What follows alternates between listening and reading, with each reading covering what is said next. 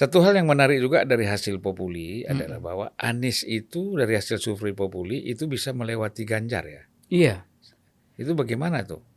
Alasan-alasannya kenapa? Iya, di elektabilitas terbuka memang Anies itu lebih tinggi dari Ganjar di elektabilitas terbuka. Meskipun di elektabilitas tiga pasang dia di bawah sedikit, tapi secara margin of error tidak berbeda, Bang.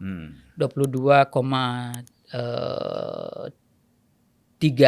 versus 23 Ganjar. Jadi kan itu nggak berbeda secara statistik gitu. Iya.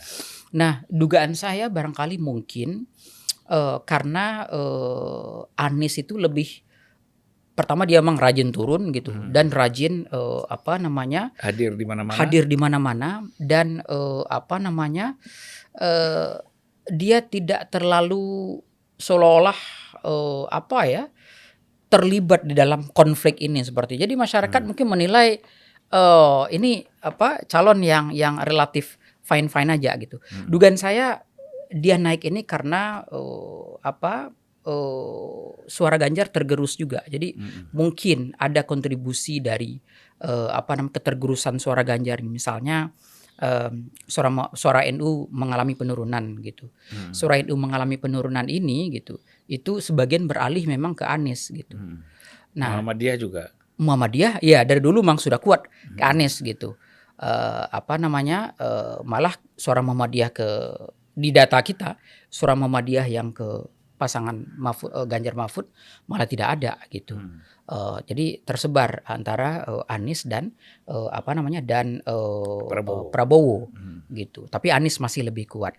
Nah, yang menarik memang dalam beberapa hal Caimin punya kontribusi karena suara PKS yang mulai lari ke Anies itu mengalami peningkatan memang gitu.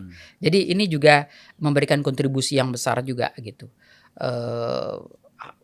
Kalau nggak salah sekitar 30% itu sudah beralih ke ke Anies suara PKB. PKB ya. Kalau PKS kan sudah kuat gitu.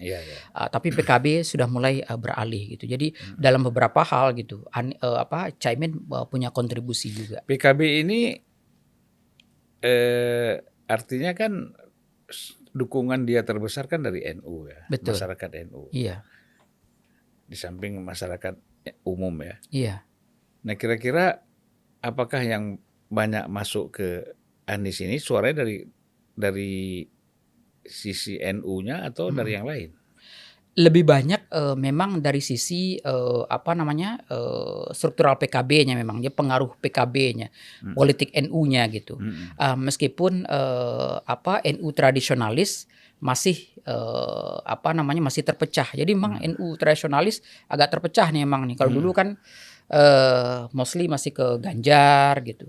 Sekarang sudah mulai agak sebagian masuk ke Anies, sebagian masuk ke Prabowo gitu.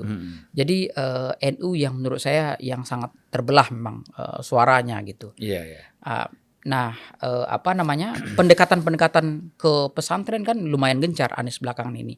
Karena dibantu oleh Caimin terutama sekali gitu. Jadi makanya kemudian pelan-pelan memang gelombang suara NU mulai naik juga memang ke Anies gitu. Gitu ya. Sekarang kan yang paling yang perlu kita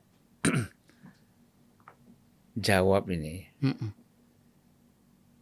Prabowo Gibran ini kan sangat yakin, bahwa satu putaran, betul. Kan itu. Tapi persentasenya pokoknya di atas 51. Nah, sementara kan hasil survei orang mengatakan tidak ada hasil survei yang mengatakan 50 plus 1 kan. Gitu. Nah, namun kan orang meyakini, termasuk saya meyakini satu putaran. Itu saya tuh.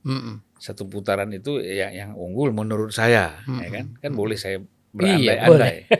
Menurut saya ya Prabowo, Gibran ini yang unggul nanti. Untuk dalam satu putaran ini. Nah, kira-kira kalau menurut Populi sendiri bagaimana? Iya, Bang. Jadi memang survei terakhir kita memang memperlihatkan potensi satu putaran tuh ada gitu. Meskipun saya berulang kali juga mengatakan gitu karena banyak menyerang gitu. Survei itu dia hanya menangkap public mood ketika survei itu dilakukan gitu.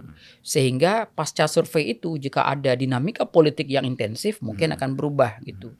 Tetapi kan pasti yang diuntungkan dari survei itu misalnya kubu Prabowo, mereka juga tidak akan tinggal diam juga gitu. Mereka juga mungkin tidak akan terlena juga dengan hasil survei. Jadi mereka akan kerja terus gitu.